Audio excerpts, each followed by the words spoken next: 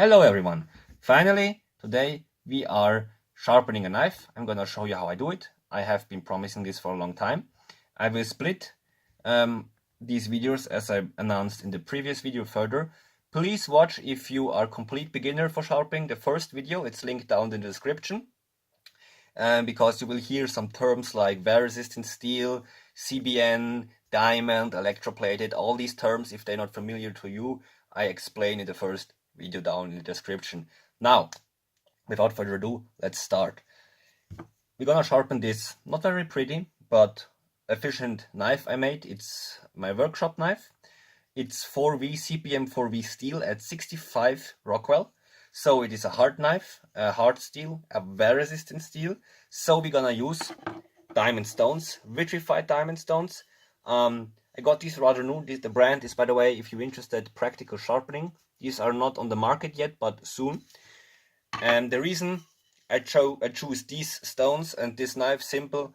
These work very well, very fast, I mean, and I don't want these videos be too long, okay? And I choose this knife, this steel, because on the heat treat I'm putting on my knife, the burr removes quickly, so this whole video won't take too much time. Okay, now, the first thing you want to do, if you have your knife and you want to sharpen, look at it. Has it any chipping? Has it any, damage you need to remove? Now this knife, I have pre-worked this a little bit so it doesn't take too long. Had some chips, so I started with a 400 grit stone and I will just continue with this. The most important thing, and this is why this video is called Setting the Basics, is the coarse stone or the coarse stones if you're using more than one in the entire sharpening process. Guys, I think error number one, and this was my error number one for a long time too, is people not spending enough time on the coarse and medium stones, especially the coarse stones, if they're necessary, to form the bevels. Like if you have a knife edge, okay, imagining like a triangle, and these need to be, as if you want sharpness, as straight as possible. You can also have convex, that's okay, but don't overdo it with convexity. Whatever you do, if they are convex or straight, they need to be consistent, and consistent bevels you get if you spend enough time on the coarse stones. Okay, now angle finding. That's the number one question I think I'm getting usually. You probably have seen this. I cover the bevels, okay, the bevels of my knife with water-resistant Sharpie marker. This doesn't hurt the knife or anything, and these will tell me if I remove steel where I want to. Now, how to find the angle? Well, we take the knife, lay it flat on the stone, and then it's basically lifting the knife until you feel the bevels. Now, this is a very, it's a very narrow line, the bevel, okay? But you can feel it. Once you think you have found it, push the knife once over the coarse stone, and then check. You can see I hit it. And if you don't hit it on the first try, don't worry. I mean, this takes a lot of practice. And once you have, or you think you have the feeling where the bevel is, you put more strokes. And now the stroke technique. There are a lot of people that say, okay, you have to put more pressure when you go away from you. Others say you have to put more pressure when you go towards you. I'm the kind of guy that gives more pressure if I move away from me, because I don't want any, especially the coarse stone, crushing of the apex. The apex are where my fingertips are of the bevels, okay? But I don't want to get into the discussion which is better. This is how I do it. And yeah. Now, I push with more force. When I come back, I use less force. Push, force, less force. Then I move my fingers. Another mistake I see quite often. Sharpening is only happening where pressure is applied. Memorize that. Sharpening is only happening where pressure is applied. This is especially important on larger knives, like chef knives, but also here it's important on the coarse stones especially. So, as I'm coming to the belly, the curve of the knife, I'm using my fingers a little up, okay? And do the same. And I'm also lifting the right hand a little bit, okay. How much I lift it? Well, it depends on the how pronounced the belly is, okay. There's no set in stone rule how much you have to lift it. It's, you know, really dependent on the belly of the knife, and also the bevel, of course, because a flatter bevel will require less lifting. Yeah, we can see then that you know, the color has been removed all along the edge. Now, it's not the most beautiful bevel because the you know, the knife is a little wavy from hand sanding and trying out a lot of stuff, but whatever. Now, there are people that switch hands. I'm not one of them. What I do, maybe it's a little unconventional. I take my stone, flip it 30 degrees, flip the knife, and now it's reversed. When I go away from me, I put less pressure, the opposite as before, and when I come towards me, more. The rest stays the same. Also the edge, I've hit it again, and don't be disappointed if you don't hit it at the first try, the bevel. Practice, practice, practice.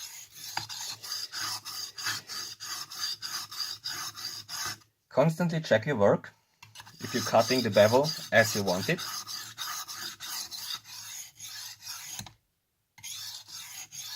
Slipped over the stone a little bit, happens. Okay, now when to stop and when to flip. That's something I should mention. There are two versions. I just flipped. You can say, okay, I do so and so many strokes, flip, so and so many strokes, flip. I'm the kind of guy that flips when he feels burr all along the blade. What's burr? Well, basically, it's like an eyelash that forms on the blade on the opposite side. If you're sharpening this way, it will go up this side, and if you sharpen this way, this side, and you can feel it. You can maybe even hear it. And once you got burr all along the edge, you flip it. Then you do the same. I personally flip twice, like burr one side, flip, burr other side, and then again burr one side, flip, burr other side, and then I move upwards in stones. Now, I have done this already once before I started this video, so we can go to the next stone, the 1000 grit stone, and then we can, and then I will finish this video and make the next one, and because this is only about setting the basics. The basics are laid upwards to a 1000 grit stone, and again, it is the most important part of sharpening, in my opinion, because again, imagine it like a house, okay? You can put the most beautiful roof and on the house top and the most beautiful windows and everything, but if the base of the house is not stable, not good, this won't, you know, be good in any case. So yeah, you know, get what I mean. If I say something funny, I'm not a native speaker, so just tell me in the comments, please. All right, now this again, 1000 grit. I pour a little water on it because this is quite a thirsty stone. And now I will mention this quite often. As we move up in grit, I use less and less pressure. But here we can still use quite a bit. Now, how much pressure, I really cannot give you any numbers here. But I do, however, like on the 400 grit, I use like 2 times or 3 times maybe even the weight of my hand. On this diamond stone, you maybe need to use 3 or 4 times, like, what's that, like, yeah, maybe 2 kilograms, something like that. But it really depends on the stone, and you really need to play with it, so you won't get around practicing. Now again, I'm checking if I have burr. I already got it, even though this is a very hard steel, because these stones are very fast. Also, the faster you get burr, I found, the more consistent is your technique.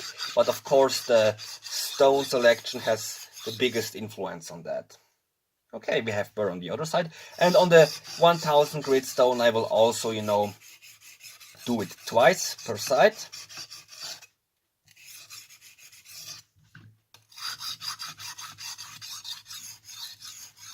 Okay. We have moved it to the other side. Now what I do, to minimize the burr, same angle as before, and with a little more pressure than you maybe would have used now before, or not. Sorry, not more, like not more pressure than you have used before, like the same pressure as before. You do this, but only this. Okay, same pressure as before.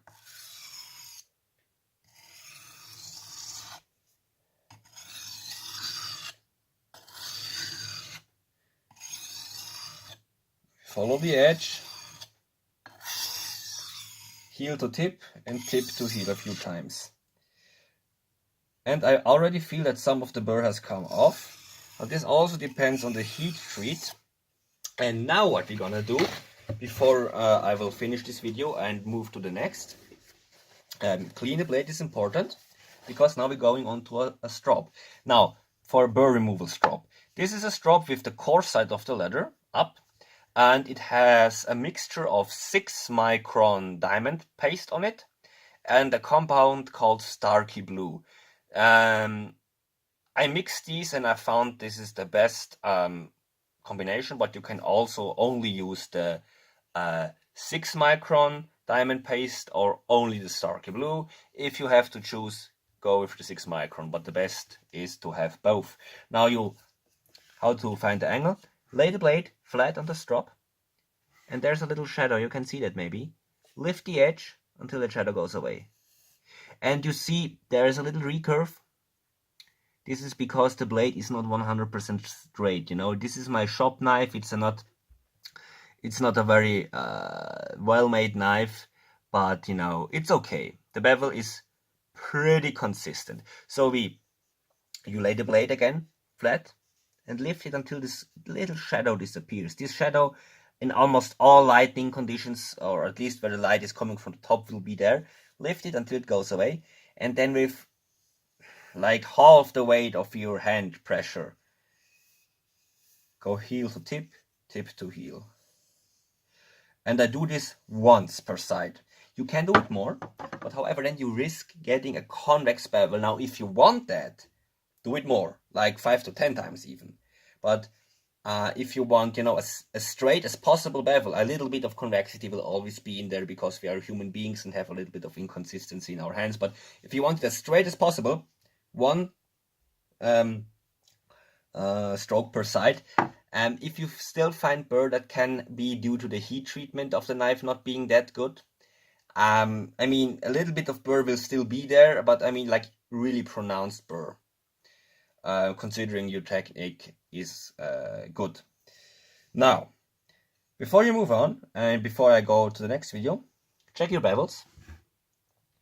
Wait, let me do it this way.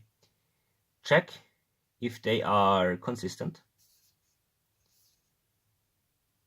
on both sides.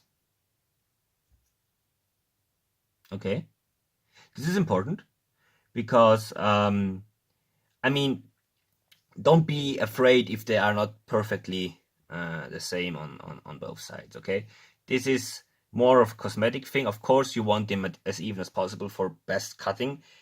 About 1 degree variation is what the human hand is, you know, capable of. And I'm not 100% happy with these because, yeah, again, like the knife is a little wavy, but whatever. Okay, this was the basic, laying the basics.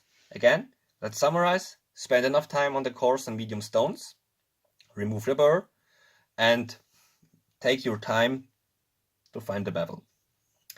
Now, that's the first part of the practical sharpening video and the second part of this whole series. Stay tuned, I just make the second video, so see you soon.